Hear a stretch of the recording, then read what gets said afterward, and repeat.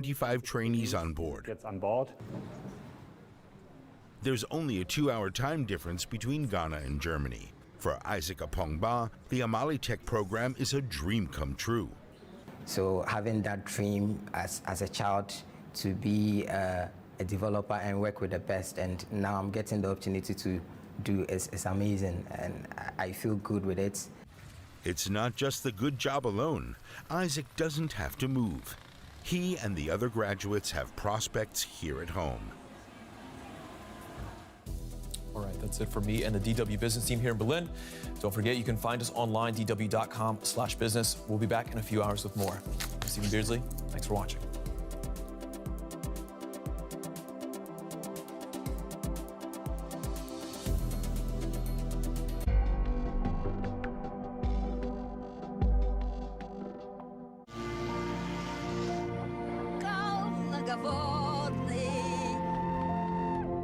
What people have to say matters to us.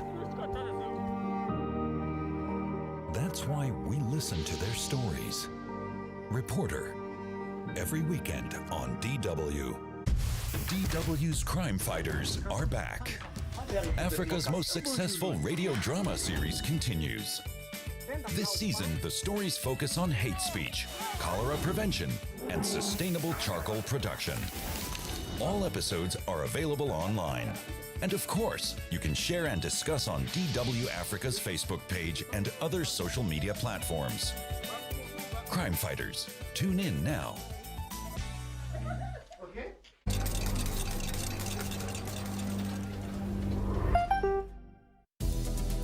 This is DW News Asia. Coming up, the Afghan allies left behind. Thousands of Afghans worked with the German military and organizations over the last 20 years. Many of them are still desperately waiting to leave the country as time and resources run out. Plus, a global sensation, the Korean series Squid Game has become Netflix's biggest original series launch ever. We'll look at what's behind the success of the dystopian drama.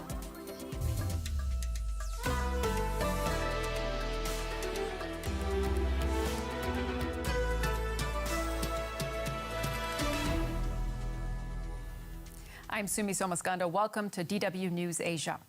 This week, Germany has been honoring the country's troops who served more than 20 years in Afghanistan. Commemorations in Berlin included a military formation in front of Parliament. More than 150,000 German troops served in Afghanistan. 59 of them lost their lives in action. German forces pulled out of the country alongside U.S. and NATO troops this summer. During the Kabul airlift at the end of August, the German military evacuated several thousand Afghans fleeing the Taliban takeover. Many more were left behind, including some who assisted Germany's mission. The list of those still seeking help to evacuate is said to be at least 40,000 names long, and the situation is growing increasingly desperate. He guards his documents like treasure. They prove that he worked as a translator for the German military in Afghanistan. He doesn't want to give his name for fear of being tracked down by the Taliban. So far, he's waited in vain to go to Germany. It's been a month since he last heard from the German military. We asked about evacuation and they said to wait. They said we would be evacuated, but they were still working on it, trying to find a way to help us. He tried contacting a call center of the German armed forces and was told merely that he was on the list to leave the country. But no one can tell him when that might happen. The German embassy in Kabul cannot be reached, and to travel, he needs a visa. At some point, he received an email from the foreign ministry in Berlin. We were advised in the email from Berlin that we should travel to Pakistan, and told that visas could be then issued from there.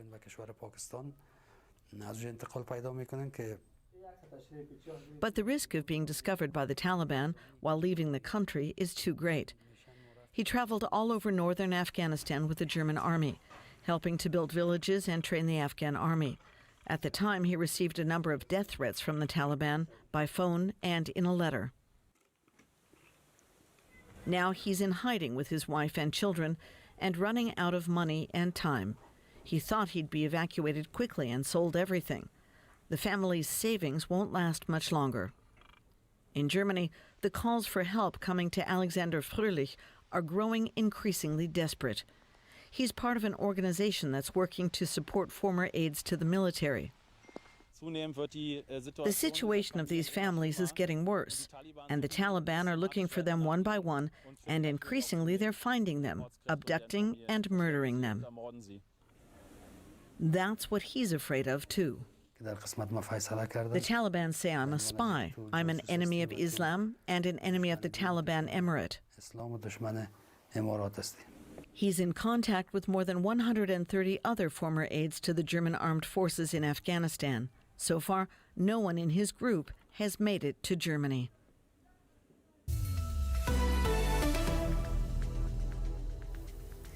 Now to a show that has taken the world by storm, Squid Game. The Korean drama is officially Netflix's biggest original series launch. You might have already seen it, but if you haven't, Squid Game is a 9-part thriller that features a dystopian childhood game in which contestants, who are struggling financially, play against each other for the chance to pay off their debt and win millions of dollars. But the losers are killed off each round. It is a brutal drama that has won over audiences across the globe since it debuted last month. Its themes of inequality and debt have struck a nerve as well in South Korea, where the series was produced. And I'd like to welcome now Sewon-koo. He's a writer and he's the co-founder and publisher of Korea Expose. That's an online newsletter on Korean politics and society and culture. Welcome to DW. What has made the series so successful globally, but also among Koreans? Well, this is something that not many people touch on, but Netflix was very clever in releasing this show in mid-September, I believe, and that was just before when many Koreans were going on their mid-autumn festival holidays. This is the second biggest holiday season in Korea, when many people normally travel overseas. But because of COVID, they were stuck at home, and everybody was looking for something to watch. And Netflix just happened to present it at this very opportune time. The show itself certainly has come under different kinds of criticisms and has elicited mixed reactions. But certainly the older generation have said that they really appreciate this featuring of old children's games, which certainly remind them of a time in Korea before when things became, let's say, more hectic and centered on the economy. So that element of nostalgia certainly has played a very important role in why the show has become so popular in Korea. But at the same time, the younger people have said that they find problematic certain themes in the show, such as the representation of women as weaker members of society. They also say that the show does not go far enough in pointing out just exactly what kind of social injustice is taking place in Korean society today. Okay. Well, you actually wrote a post on Facebook that got a lot of attention about the series as a commentary on Korean society. So what parallels does the series actually draw to reality? Well, certainly this is a show and we need to take it as a fiction. But the sense of maybe desperation that we see many of these characters feeling, that is certainly real. Korea has been, let's say, the big issue in Korea for the last few years has been the skyrocketing price of real estate. Apartment prices have been doubling in the capital city of Seoul, and many of the young people have been priced out. So, of course, they're borrowing a lot of money to pay for their purchases. But at the same time, some of them are turning to, let's see, quite risky investment in order to make money in a very short period of time. And here I'm talking about things like the stock market and, of course, cryptocurrency. For about 5 years already, we have been hearing about young people who are investing a lot in Bitcoins. And knowing, of course, as you and I do, the risky nature of this investment and how much the price can fluctuate from just one day to another, we can say that, yeah, it's not like people are risking their lives for wealth. Well, certainly there is an extreme level of risk involved in what Koreans are doing in order to simply survive in this system. I mean, do these themes that are brought up in the series, so inequality, this hyper-competitiveness, and also debt, do they seem to resonate as much in Korea as they seem to do abroad? So that's a very interesting point. In fact, many Korean commentators and viewers have not said that this portrayal of inequality in Squid Game is the fundamental reason why they turned to the show, because they're actually quite used to seeing these themes playing out in many Korean films and also in TV shows. Since the Asian financial crisis of 1997 and 1998, Korean society has really changed fundamentally, and unemployment started to rise, the suicide rate started to rise, and it has become a very popular theme for filmmakers and cultural producers to show this inequality on screen. Squid Game actually comes as a last in a very long line of such portrayals. And for the Korean viewers, maybe this would not have been the most important thing because simply they're too used to seeing it. We'll have to leave it there. Siwon Koo, a writer and also the co-founder and publisher of Korea Expose. Thank you for sharing your insights with us. Thank you for having me. Well, the series hasn't just touched a nerve, it's become a boon for some businesses.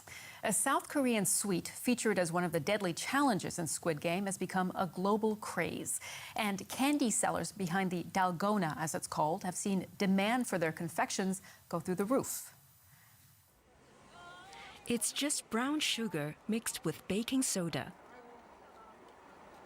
A candy as simple as that has South Koreans queuing up just to get a bite of Dagana. Interest in the sweet treat has surged now that it's being featured in Netflix's smash hit series Squid Game. Lim Chang-ju was one of the sellers who made the Daganas on set. Now back in real life, he can hardly keep up with the demand as his store becomes one of the hottest spots in Seoul. It's super hectic with so many customers. It's really tough. I never imagined Squid Game would become this popular. The drama has become a hit by depicting childhood games that can turn deadly, like cutting out shapes from a Dagana. If it cracks, a death sentence follows. It was inspired by a game in the 70s where children who succeed doing that receive another free treat. Now, young people are rediscovering the tradition.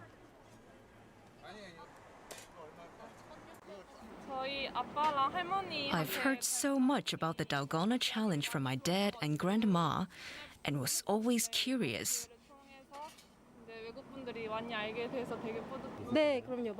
I've made and ate my own Daganas during childhood. I haven't made them for a long time, but Squid Game made me yearn for some.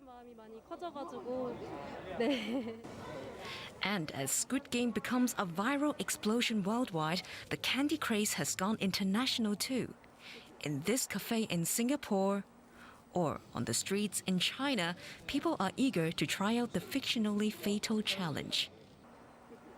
And on social media, people from across the globe are posting their efforts at making Dagana. It's a boom South Koreans, especially the candy makers, are pleased to see. We Dalgona makers are very happy and proud that traditional Korean food has become popular worldwide since the series.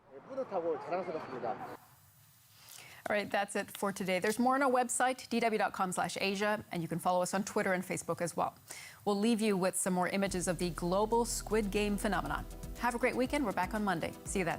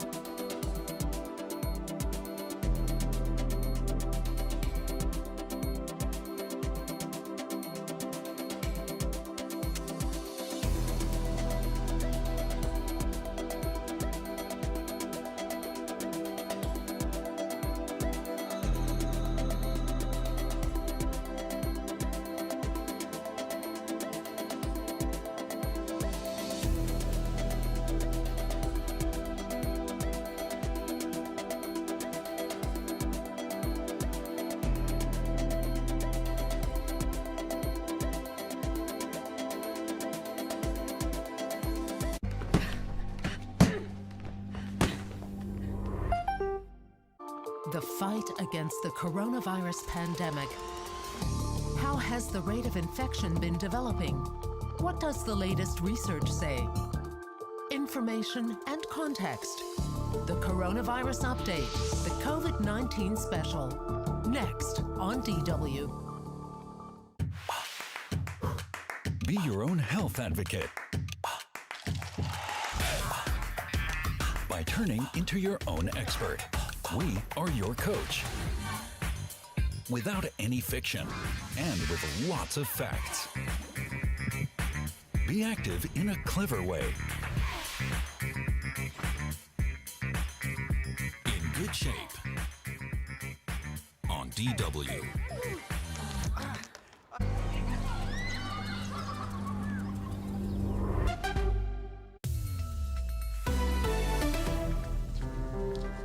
What he misses most are the simple things, like going on a walk with his dad. 12-year-old Denas lost both of his parents to COVID-19. His uncle joins him to pay tribute at the family grave. Denas is one of around 15,000 children in Indonesia orphaned by the pandemic. So far, more than 140,000 Indonesians have died since the start of the pandemic, 2/3 of them between June and October 2021 alone. And the second deadly wave is still raging, claiming more and more lives, leaving loved ones behind to mourn. Welcome to our COVID-19 special. I'm Monica Jones. Good to have you with us. In early summer, Indonesia became the global epicenter of the coronavirus pandemic. On the island of Java, volunteers help bury the dead. Antonius Hayano puts his life on the line, caring for the dead. The 53-year-old is a member of a so-called quick burial team, one of the many COVID-19 volunteer groups in the city of Yogyakarta. Their motto is, People of Johor District, we are responsive, agile and tough. The volunteers help overwhelmed cemetery officials to deal with the many COVID-19 victims in Indonesia. Despite much lower case numbers in recent weeks, their help in this part of Java is still needed. I am suffering from all the heat and all the sweat. Sometimes the funerals process is entirely in our hands because the others are afraid. It's not just that some people are afraid. Many gravediggers are simply exhausted and can no longer, for instance, collect bodies from people's homes. During the peak of the pandemic, graveyards were open around the clock. In July alone, 570 people died here, more than in the previous 12 months. Normally, Hayono works as a cleaner, but in the pandemic, people like him have prevented the entire system from collapsing. His family is proud that he volunteers, but they also fear he might get infected.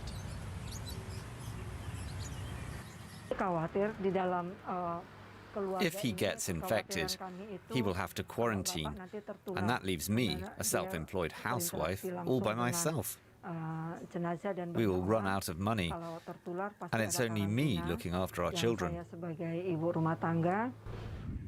The volunteers hope that the fast burial of bodies will not only bring down the infection risk and hence the mortality rate, but also help to reduce the psychological burden for mourning families.